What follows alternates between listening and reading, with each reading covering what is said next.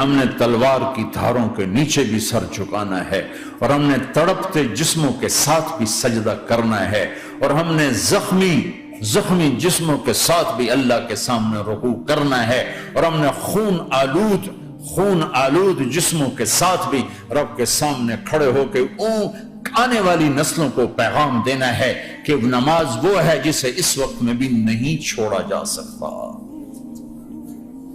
تاکہ کوئی یہ کہہ نہ سکے میں کیسے پڑھتا، میری جاب تھی میں کیسے پڑھتا، میری آنکھ نہیں کھلتی میں کیسے پڑھتا، میری عادت نہیں۔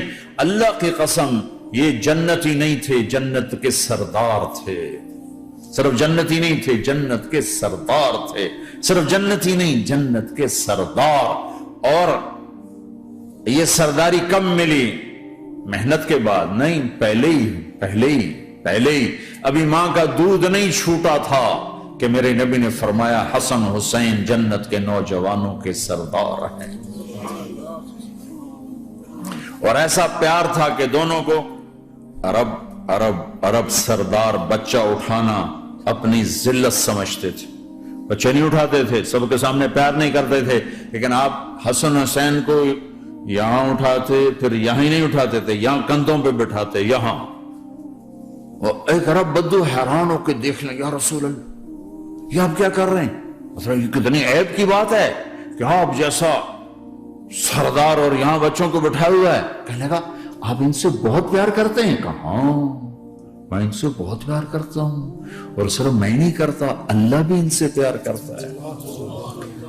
اور بتاؤں، جو ان سے پیار کریں گے اللہ ان سے بھی پیار کرے گا، جو ان سے محبت کریں گے اللہ ان سے بھی محبت کرے گا، اللہ بھی ان سے محبت کرے۔ پھر ہم نے دعا مانگی، یا اللہ جو ان سے پیار کرے تو ان سے پیار کر، جو ان سے بغض رکھے تو ان سے بغض رکھ۔ حسن حسین کی کشتی کراتے تھے، دونوں بھائیوں کی کشتی کراتے۔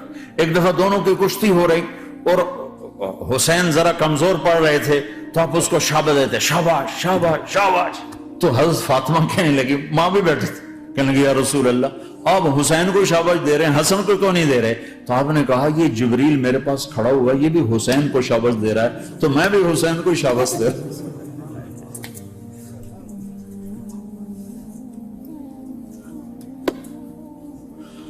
ایسی ہستیاں،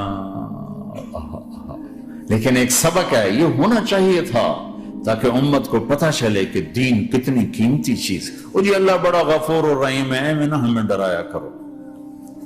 ہاں اللہ بڑا غفور الرحیم ہے، لیکن اس کا کوئی عدل بھی ہے۔ رات کا شراب پینے والا اور رات کو مصلی پہ رونے والا برابر ہو جائیں گے تو پھر یزید حسین کو ایک ہی جگہ بٹھا دو، پھر کربلاؤں کے لیے رونا چھوڑ دو۔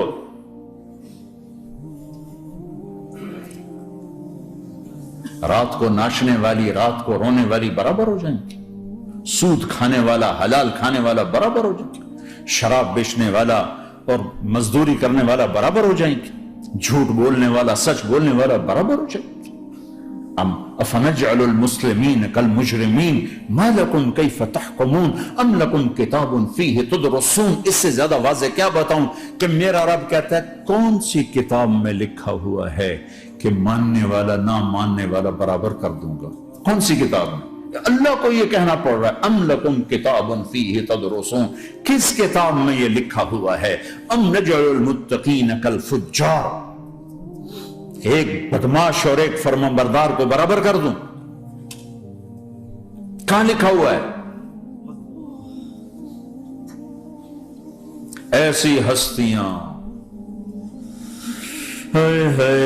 جنگ سے پہلے اونگ آ گئی، آنکھ کھلی تو ہنسنے لگے۔ بہن نے پوچھا یہ تو ہنسنے کا موقع نہیں، کیوں ہنسے ہو؟ زینب کہا بہن اللہ کے نبی خواب میں آئے، فرما رہے ہیں بیٹا میں لینے آ چکا ہوں، تو اب نہ پڑھے نماز، اب کیا مسئلہ ہے؟ جنت کے لیے تو کرنا ہے سب، یہ جنت کے لیے تو کر رہے، اللہ کے لیے تو کر رہے کہ زر دادن و جان دادن نہ آئے از لذت دیدارش، خسرو چتواں گفتن سر دادن و جان دادن نہ دیدار خیارے۔ اس اللہ کے لیے تو سر کٹا رہے ہیں، تو وہ تو راضی ہو چکا ہے، نبی آ چکا ہے، آؤ بیٹا میں لینے آ چکا ہوں، تو اب نہ پڑھے نماز؟ نہیں، برمنگم والوں کو کون بتائے گا کہ نماز کیسی چیز ہے؟ انہوں نے کہا جی وہ نہیں جنگ رو کرے گا، پھر چلو نماز پڑھو، نماز تو نہیں چھوڑی جا سکتی۔ آدھوں کو روک دیا تم جنگ کرو، آدھوں سے کہا تم نماز پڑھو، آدھوں نے نماز پڑھی، آدھوں نے جنگ کی، پھر جنہوں نے نماز پڑھی انہوں نے کہا تم آگے بڑھ جاؤ، ان سے کہا تم جا کے پیچھے اللہ کے بارگاہ میں سجدہ کرو۔ 1400 سال کی تاریخ میں ایسے نمازی میری نظروں سے نہیں گزرے، اور ایسی نماز نہیں پڑھی گئی نبی کے زمانے کے بعد۔ آپ نے بھی صلاۃ خوف ایک پڑھی تھی، وہ نبی تو نبی ہوتا ہے، اور کیا ان کا حال تھا، خون و خون، اپنے خون سے وضو کیے یا کربلا کی مٹی سے تیمم کیے؟ جب سجدوں میں سر رکھ کے سبحان ربی الاعلی کہا ہوگا تو دھرتی میں کیا ہلچل مچی ہوگی۔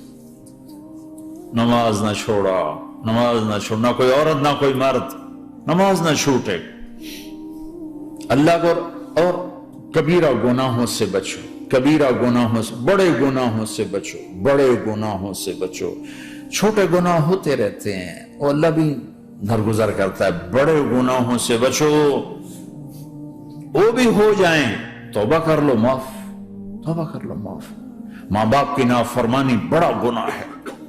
ایک صحابی کی بیگم نے کہا یا رسول اللہ میرے خاوند موت کی حالت میں کلمہ نہیں پڑھا جا رہا، علقمہ، آپ دوڑے ہوئے گئے، آپ نے کہا بیٹا کلمہ پڑھو، کہا جی نہیں پڑھا جا رہا، بول رہے ہیں، کہا جی پڑھا نہیں جا رہا، کہا کیوں؟ پھر آپ نے ایک دم کہا کوئی ماں باپ میں زندہ؟ کہا جی ماں راضی ہے؟ کہا نہیں ناراض، بولو، وہ آ گئی۔ آپ نے کہا علقمہ کی اماں تمہیں بچے سے ناراض ہو؟ کہا جی ہاں، کیوں ناراض ہو؟ کہا جی اور کچھ نہیں، بہت نیک بچہ ہے، تہجد پڑھتا ہے، روزے رکھتا ہے، قرآن پڑھتا ہے، مجھ سے بدتمیز ہو کے بولتا ہے۔ مجھے ابھی راستے میں بتا رہا تھا ایک ساتھی کہ جی یہاں کے جو بچے ہیں وہ ماں باپ کے ساتھ بہت بدتمیز ہو کے بولتے ہیں۔ پہلا قصور ماں باپ کا، انہوں نے کب ٹائم دیا تھا؟ انہوں کو ٹائم دیا تھا بچوں پر محنت کے لیے؟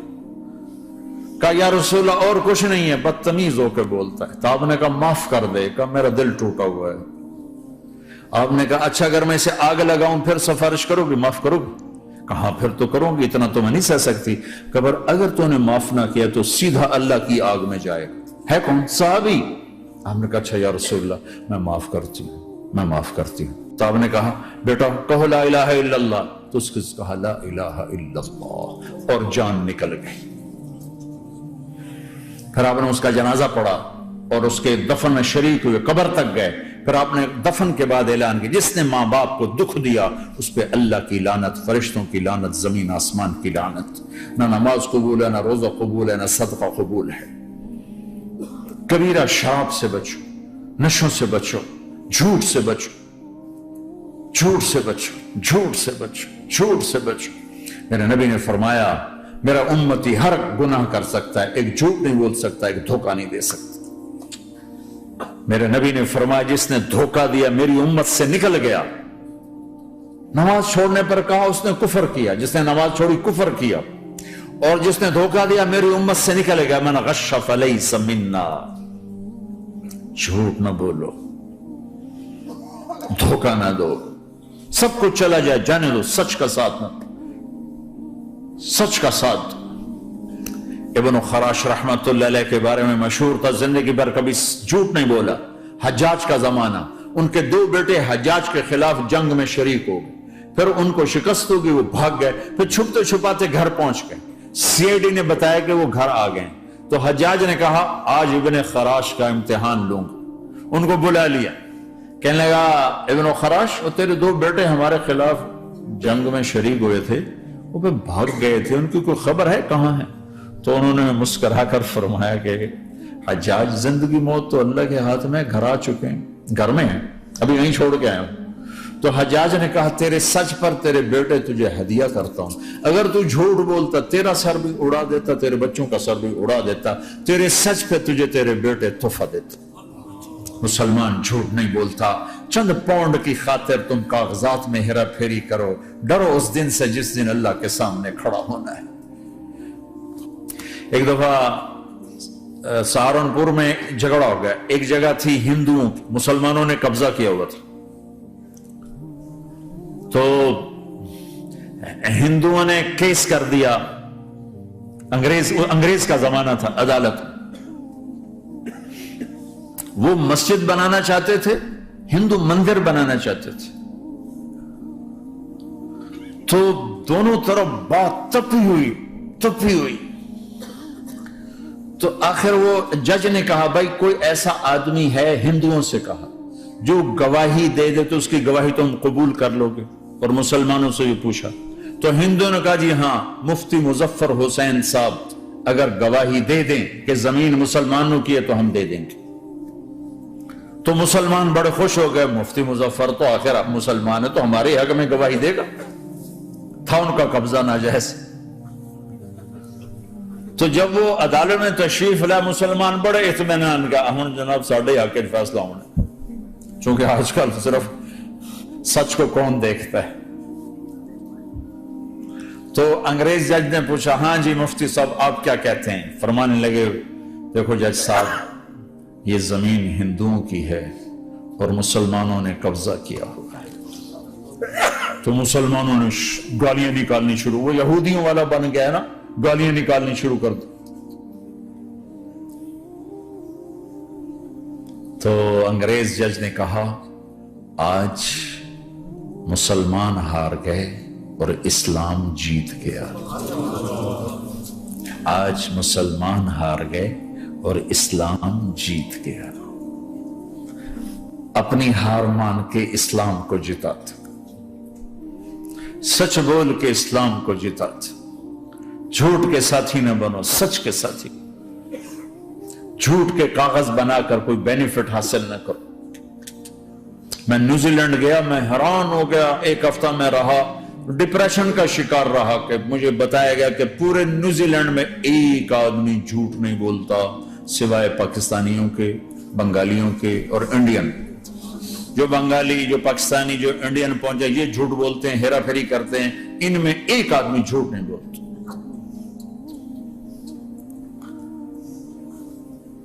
سچ تو ایک عالمی صفت ہے. جو اللہ کو نہیں مانتا وہ بھی کہتا سچ بہت اعلیٰ چیز.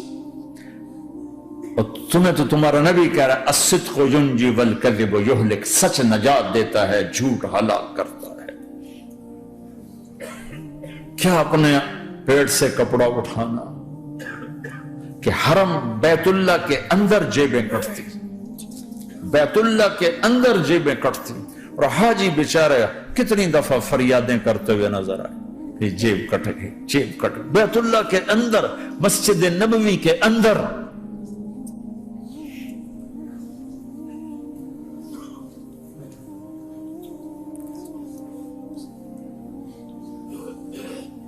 سوال ایسے نہیں آتا 3 کام جو کرے گا کبھی عزت نہ دیکھے گا، 3 کام جو کرے گا کبھی عزت نہ دیکھے گا، 3 کام جو کرے گا کبھی عزت نہ دیکھے گا، اور 3 کام جو کرے گا کبھی ذلت نہ دیکھے گا. 3 کام جو کرے گا کبھی ذلت نہ دیکھے گا. 3 کام جو کرے گا کبھی ذلت نہ دیکھے گا.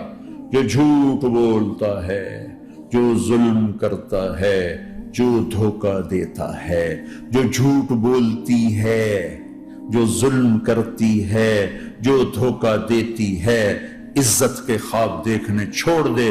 ذلت مقدر ہے اس جہان میں، اس جہان. قوم ہو، فرد ہو، عورت ہو، مرد ہو، ظلم ہے، جھوٹ ہے، دھوکہ ہے، رب ذوالجلال کی قسم ذلت کے سوا کچھ نہ ملے گا. جو سچ بولتا ہو، جو عدل کرتا ہو، جو دیانتدار ہو، اس کے لیے عزت مقدر ہو گئی، ہو گئی، ہو گئی.